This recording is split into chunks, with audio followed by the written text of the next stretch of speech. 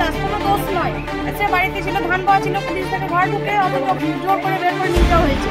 এর যে বাড়িতে সব ভাঙচুর করেছে, কোনো তো দোষ নেই। দোষ থাকলে না বলে দোষ আছে, বিনা দোষে মানুষকে ঘর থেকে ধরে নিয়ে চলে গেল। পুলিশের উপরের হামলার ঘটনার পর থেকে পুরুষ শূন্য বীরভূমের মল্লারপুর থানার পাথায় গ্রাম। শুক্রবার দুপুর 1টা নাগাদ সেই গ্রামের সরেজমিনে পরিদর্শন করলেন রাজ্য বিজেপির একটি প্রতিনিধি দল। বিজেপির রাজ্যের সহ সভাপতি শ্যামাপদ মণ্ডলের নেতৃত্বে প্রায় 10 জনের একটি প্রতিনিধি দল পাথায় গ্রামে পৌঁছন। গ্রামের বাড়ি বাড়ি গিয়ে ঘটনার দিনের খোঁজ খবর নেন তারা। বিজেপির প্রতিনিধি দলের প্রধান শ্যামাপদ মণ্ডলের দাবি, পুলিশের অপরিকল্পিত ভূমিকা ও ব্যর্থতার কারণেই ঘটনার দিন গ্রামবাসীরা পুলিশের হাতে আক্রান্ত হন। পাল্টা আক্রান্ত হতে হয়েছে পুলিশকেও। তার অভিযোগ, ঘটনার 15 দিন পরেও গ্রামের মানুষ আতঙ্কিত। গ্রাম ছাড়া হয়ে রয়েছেন পুরুষেরা। বহু নিরপরাধ মানুষকে মিথ্যে মামলা দিয়ে গ্রেপ্তার করে জেল হেফাজতে পাঠানো হয়েছে।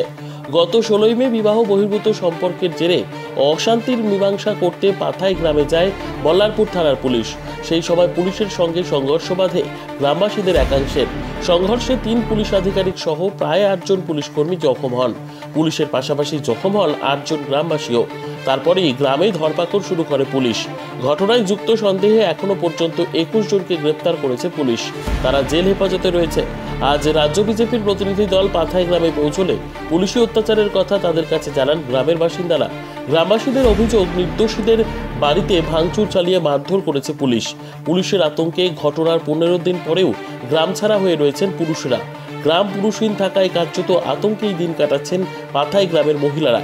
বিজেপির দাবি, তৃণমূল কংগ্রেসের সমর্থকেরা বাড়িতে রয়েছেন, অথচ বেছে বেছে বিজেপি সমর্থকদের গ্রামে ঢুকতে দিচ্ছে না পুলিশ। তৃণমূল কংগ্রেসের নেতাদের নির্দেশ মতো পুলিশ গ্রামে অত্যাচার চালাচ্ছে। বিষয়টি জানিয়ে পুলিশের উচ্চপদস্থ আধিকারিকদের দ্বারস্থ হওয়ার কথা জানিয়েছেন তারা। দাস কোনো দোষ নয়। সে বাড়িতে ছিল, ধান পাওয়া ছিল, পুলিশ থেকে ঘর ঢুকে অত ওকে মেরে ধরে ঘর থেকে জোর করে বের করে নিয়ে যাওয়া হয়েছে। এর যে বাড়িতে সব ভাঙচুর করেছে, কোনো তো দোষ নেই। দোষ থাকলে না বলে দোষ আছে, বিনা দোষে মানুষকে ঘর থেকে ধরে নিয়ে চলে গেল। কারা ধরে নিয়ে গেছে? পুলিশে। এখন কোথায় আছে? এখন থানাতে আছে, এই রামপুরহাট জেলে আছে। আপনার স্বামীকে দোষী ছিল? না, আমার স্বামী তো ওইদিকে ছিল না। আমার স্বামী তো গাড়িতে করে ধান পাওয়া ছিল ঘরে। কেন ধরলো? মালপাড়ার একটা ছেলে মেয়ে সম্পর্ক ছিল, ওই জন্য ধরেছে। কিন্তু আমার স্বামী তো কোনো দোষী ছিল না, ও তো ওইদিকে যায়নি। কি অবস্থায় দিন কাটছে আপনাদের এখন? আমাদের এখন খুব দুঃখে দিন কাটছে। মেয়ে দুটোকে নিয়ে আমি যে কি করে ঘরে থাকছি সে আমি জানি। হ্যাঁ, আমার মেয়ের হাতে শুদ্ধ মেরেছিল, হাত তো ফুলেছিল, এখন একটু কমেছে। যাই হোক, মেয়ে দুটো বাবা বাবা করে কাঁদছে। তার মেয়ে যখন নিয়ে গেল পুলিশ, তখন বললো, স্যার আমার বাবা কোনো দোষী নেই, আমার বাবাকে নিয়ে যেয়ে না। তা বলে আবার তীরে তখন মারতে আসছে। তখন আমি বড় মেয়েকে বললাম, ঢুকে পর, যা করছো পুরো করা। আপনারা কি চাইছেন? আমরা চাইছি যারা দোষী তারা সাজা পাক, আর যারা আমার স্বামী নির্দোষ যেন ছাড়া পেয়ে বাড়ি আসে।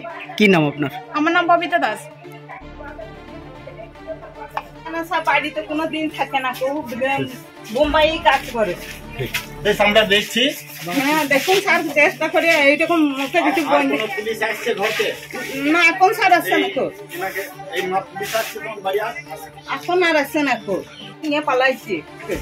তারপরে বললাম দিয়ে স্যার এখানে বাথরুম, আমরা কোনো রকম খেটে খুটে বাথরুমটা ঠিক করেছি। দিকে ওই বাথরুমটা পরিষ্কার করলে, চান করলে, মুড়ি খেলে, দিকে আমি বলছি বাচ্চাটাকে খানি ধরে আমি চানটা করে আসি গে বলে হয়েছে। নিয়ে স্যার গেনুকে এখানে চাপাইছে, ওইদিন দেখতে এসেছে। আর ওই মুহূর্তে পুলিশ ছুটে এসে চলে এসে ওকে বাচ্চা ফেলে মারতে মারতে চলে গেল। বাচ্চাটাকে মেরেছিল না? বাচ্চাটাকে মানে নাই, ওকে এখানে সময় দিকে ফেলে পালাইছে নিয়ে মারতে মারতে। তাহলে বাচ্চাটা যদি কিছু হয়ে যেত, ঢিকুর ফেলে যেত, তাহলে বাচ্চাটাকে কে দেখতো?